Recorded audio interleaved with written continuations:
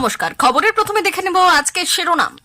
2026 নাকি 2019 Ghatal master plan কবে শেষ হবে? মমতা দেবের কথায় ব্যাপক ফারাক। দুই যুবক সহজেই নতুন মেয়েকে ফাঁসাতেন, পুলিশ জিজ্ঞেস করলো কিভাবে ফাঁসাতেন, পদ্ধতি শুনে অবাক অফিসাররা। চেয়ারে বসে কান্নায় ভেঙে পড়লেন অনুব্রত। কৃষি আইন ফেরত চান কঙ্কনা, জবাব দিল কংগ্রেস আপ। ত্রাণ নিয়ে রাজনীতির অভিযোগ ভারতীয় অবহেলিত পার্টির, মামলা দায়েরের অনুমতি দিল হাইকোর্ট। আন্দোলনের নামে মমতাকে বাঁচানোর চেষ্টা, জুনিয়র চিকিৎসকদের বিরুদ্ধে বিস্ফোরক দিলীপ। একাধিক তৃণমূল নেতার কুকীর্তি ফাঁস, মুখ খুললেন তৃণমূলের মন্ত্রী উদয়ন গুহ। তৃণমূল করায় পেয়েছেন ধর্ষণের হুমকি, সেই রাজন নাই এবার আরজিকর কাণ্ডের সিনেমায়। আসছি বিস্তারিত খবরে। বর্ষা এলেই জলে ডুবে যায় ঘাটাল, চলতি বছরও এর অন্যথা হয়নি। জল থই থই অবস্থা সর্বত্র। স্বাভাবিকভাবেই এই আবহের শিরোনামে উঠে এসেছে ঘাটাল মাস্টার প্ল্যান। তবে কবে হবে এই প্রকল্প, ফের মাথাচাড়া দিয়েছে এই প্রশ্ন। এমতাবস্থায় রাজ্যের মুখ্যমন্ত্রী মমতা বন্দ্যোপাধ্যায় এবং ঘাটালের সাংসদ দেবের বক্তব্যে দেখা দিয়েছে বিস্তর ফারাক। চলতি বছর মে মাসে লোকসভা নির্বাচনের প্রচারে গিয়ে মুখ্যমন্ত্রী তথা তৃণমূল সুপ্রিমো মমতা বন্দ্যোপাধ্যায় বলেছিলেন, দেবকে বলেছি আমার 2 থেকে 3 বছর সময় লাগবে, 1000 কোটি টাকার প্রকল্প, একটু সময় লাগবেই। মুখ্যমন্ত্রী বলছেন 2 থেকে 3 বছর, এদিকে সাংসদের দাবি 5 বছর। ইতিমধ্যেই এই নিয়ে চর্চা শুরু হয়েছে। সূত্র মারফত জানা যাচ্ছে, সম্প্রতি ঘাটাল মাস্টার প্ল্যান নিয়ে দেব যে মন্তব্য করেছেন সেটা মমতার নজর এড়ায়নি। বর্তমানে প্রশাসনিক বৈঠকে সেচ দপ্তরের সচিবকে এই নিয়ে প্রশ্ন করেন বলে খবর।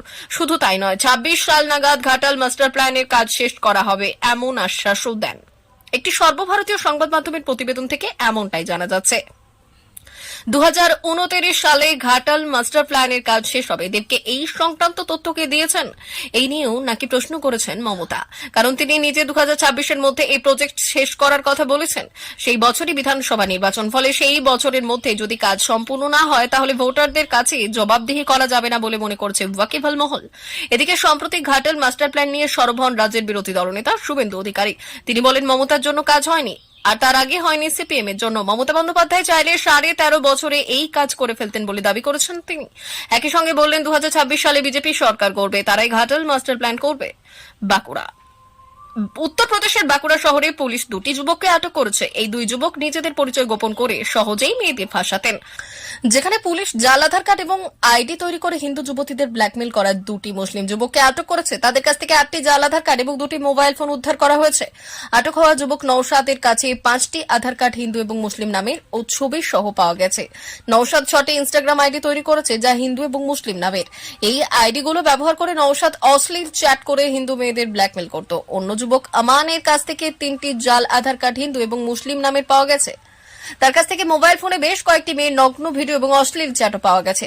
পুলিশ 2 যুবকের বিরুদ্ধে গুরুতর ধারায় এফআইআর দায়ের করেছে। পুরো ঘটনা ইজ্জতনগর থানার কর্মচারী নগরের। বাঁকুড়া পুলিশ 2 মুসলিম যুবককে আটক করেছে যারা নিজেদের পরিচয় গোপন করে হিন্দু মেয়েদের শিকার বানিয়ে ব্ল্যাকমেল করতেন। তাদের কাছ থেকে 8টি ভিন্ন হিন্দু নামের জাল আধার কার্ড উদ্ধার হয়েছে। অভিযুক্ত নওশাদ বিভিন্ন নাম ব্যবহার করে 6টি ইনস্টাগ্রাম আইডি তৈরি করেছে।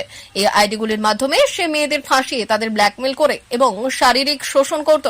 আটক হওয়া নওশাদের কাছ থেকে 5টি এবং আমানের কাছ থেকে 3টি জাল আধার কার্ড পুলিশ উদ্ধার করেছে। অভিযুক্তদের কাছ থেকে পাওয়া মোবাইল ফোনে বেশ কিছু মেয়ের নগ্ন ভিডিও, ছবি এবং অশ্লীল চ্যাটও উদ্ধার হয়েছে।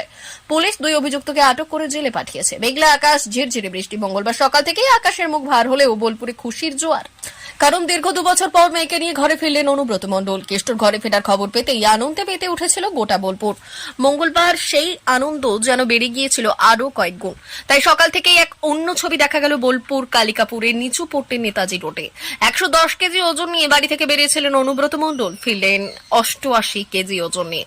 নিজের শারীরিক অবস্থা নিয়ে কেষ্ট জানান, পায়ে ও শরীরে ব্যথা রয়েছে। পাশাপাশি সকলকে শারদীয়ার শুভেচ্ছাও জানান তিনি। মুখ্যমন্ত্রী মমতা বন্দ্যোপাধ্যায় প্রসঙ্গে কেষ্ট বললেন, তিনি আমার নেত্রী, বাংলা এবং ভারতের নেত্রী। তিনি যখন যেখানে ডাকবেন সেখানে আগের মতোই হাজির হব।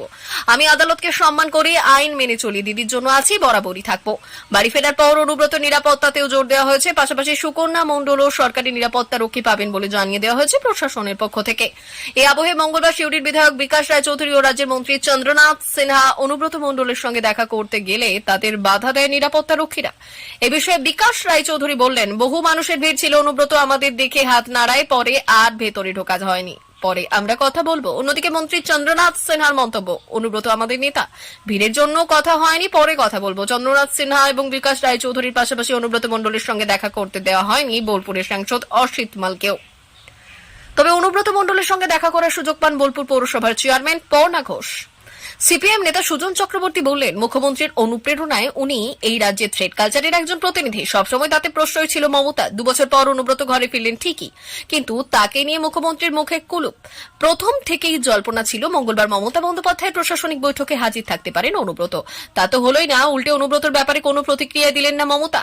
এককালে কেষ্টকে বাঘ বলে বর্ণনা করেছিলেন রাজ্যের পুর ও নগর উন্নয়ন মন্ত্রী ফিরহাদ হাকিম, কিন্তু সেই বাঘের ঘরে ফেরা নিয়ে কোনো প্রতিক্রিয়াই দিলেন না মুখ্যমন্ত্রী। প্রশাসনিক বৈঠকের মঞ্চ তো দূর, ব্যক্তিগতভাবে অনুব্রতকে নিয়ে একটা শব্দও খরচ করেননি মমতা। তাই স্বাভাবিকভাবেই রাজনৈতিক মহলে প্রশ্ন উঠছে, কেষ্টর ঘর ওয়াপসি হয়েছে ঠিকই, কিন্তু তৃণমূলের অন্দরে ফের কি আগের ফর্মে দেখা যাবে অনুব্রত মণ্ডলকে? ফের বিতর্কিত মন্তব্য করলেন কঙ্কনা রানাওয়াত। বিজেপির সাংসদের মতে কেন্দ্রীয় সরকারের উচিত 3 কৃষি আইন ফেরত আনা। দীর্ঘদিন ধরে কৃষকদের তীব্র আন্দোলনের পর ওই 3 আইন প্রত্যাহার করেছিল নরেন্দ্র মোদীর সরকার, তা ফেরত আনার কথা বলে ফের বিতর্ক খাড়া করলেন কঙ্কনা। বিজেপির সাংসদের মন্তব্যে কড়া প্রতিক্রিয়া দিয়েছে কংগ্রেস মুখপাত্র সুপ্রিয়া শ্রীনাথে বললেন, কৃষক বিরোধী 3 কালো আইনের প্রতিবাদ করতে গিয়ে 750-এর বেশি কৃষক শহীদ হয়েছিলেন। সেই আইন ফেরত আনার প্রচেষ্টা চলছে, আমরা তা কিছুতেই হতে দেব না। কংগ্রেস নেত্রী আরও বললেন, সবার আগে জবাব দেবে হরিয়ানা। আম আদমি পার্টির সাংসদ মালবিন্দর সিং কাং বললেন, প্রধানমন্ত্রী মোদীর জন্য আমার খারাপ লাগছে। তিনি বলেছিলেন, তিনি কৃষকদের আশঙ্কার কারণ বুঝতে পারছেন না এবং আইন ফেরত প্রত্যাহার করছেন। মনে হচ্ছে হয় কঙ্কনা প্রধানমন্ত্রীকে চ্যালেঞ্জ করছেন কিংবা প্রধানমন্ত্রী অসহায় হয়ে পড়েছেন, এটা বিজেপি বলতে পারবে। পশ্চিম মেদিনীপুর সহ রাজ্যের বন্যা কবলিত জেলাগুলিতে ত্রাণ বিলিতে রাজনীতির অভিযোগ এনে মঙ্গলবার কলকাতা হাইকোর্টের প্রধান বিচারপতি টি.এস. শিবগানমের এজলাসে মামলা দায়েরের আবেদন জানান ভারতীয় অবহেলিত পার্টির পক্ষ থেকে সুশান্ত জানা। আদালত মামলা দায়েরের অনুমতি দিয়েছে। আগামীকাল বুধবার প্রধান বিচারপতি ডিভিশন বেঞ্চে মামলা শুনানির সম্ভাবনা রয়েছে। সুশান্ত বাবুর অভিযোগ, বন্যার কবলে হাজার হাজার মানুষ, কারো ঘর ভেসে গিয়েছে, কারো গবাদি পশু, কারো চাষের জমি মাটির তলায়, সবারই হাজার হাজার মানুষ নিরাশ্রয়। অথচ সেই অসহায় মানুষদের ত্রাণ বিলিতেও রাজনীতি করা হচ্ছে। বেছে বেছে শাসক দলের লোকজনকে বাড়তি সুবিধা পাইয়ে দেওয়া হচ্ছে বলে খবর তার। যদিও স্থানীয় প্রশাসনের তরফে জানানো হচ্ছে, প্রাথমিকভাবে কোথাও কোনো ত্রাণ বিলি নিয়ে বিনিয়োগের অভিযোগ উঠলেও তৎক্ষণাৎ প্রয়োজনীয় পদক্ষেপ নেওয়া হয়েছে। প্রসঙ্গত মঙ্গলবার বীরভূমে প্রশাসনিক বৈঠক থেকে মুখ্যমন্ত্রী মমতা বন্দ্যোপাধ্যায় বন্যা দুর্গত মানুষদের পাশে থাকার আশ্বাস দিয়ে বন্যার মৃতদের পরিবারকে আর্থিক ক্ষতিপূরণ দেওয়ার কথা ঘোষণা করেছেন। আজিকর কাণ্ডের পর দীর্ঘ সময় ধরে কর্মবিরতি চালিয়েছেন জুনিয়র চিকিৎসকরা। স্বাস্থ্য ভবনের সামনে বসেও আলোচনা এবং আন্দোলন চালিয়েছেন তারা। আর এই পরিস্থিতিতে বিজেপি তাদের আন্দোলনকে সমর্থন করলেও কিছুদিন আগে সেই জুনিয়র চিকিৎসকরা নিজেদের কর্মবিরতি প্রত্যাহার করে নিয়েছেন। সেই জায়গায় দাঁড়িয়ে এবার জুনিয়র চিকিৎসকদের আন্দোলনের পদ্ধতি নিয়েও প্রশ্ন তুললেন বিজেপি নেতা দিলীপ ঘোষ।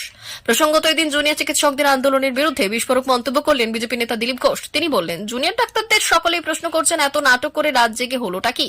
আজিকরের ঘটনায় কি পরিবর্তন হয়েছে? কজন শাস্তি পেয়েছেন? যাদের পদত্যাগ ওনারা চেয়েছিলেন তারা প্রমোশন পেয়ে গিয়েছেন। পেছন থেকে যারা এই আন্দোলন চালাচ্ছেন তারা মমতা ব্যানার্জিকে বাঁচানোর জন্য এসব নাটক করছেন না তো? স্বাভাবিকভাবেই জুনিয়র চিকিৎসকরা যখন সমস্ত প্রতিবন্ধকতাকে উপেক্ষা করে আন্দোলন করছিলেন আজিকরের এই ঘটনার বিরুদ্ধে, তখন সেই জুনিয়র চিকিৎসকদের আন্দোলনের পদ্ধতি নিয়েই দিলীপ ঘোষ যে প্রশ্ন তুলেছিলেন তাতে নতুন করে বিতর্ক তৈরি হল রাজ্য রাজনীতিতে। বহুবার নিজের বিতর্কিত মন্তব্যের জন্য শিরোনামে উঠে এসেছে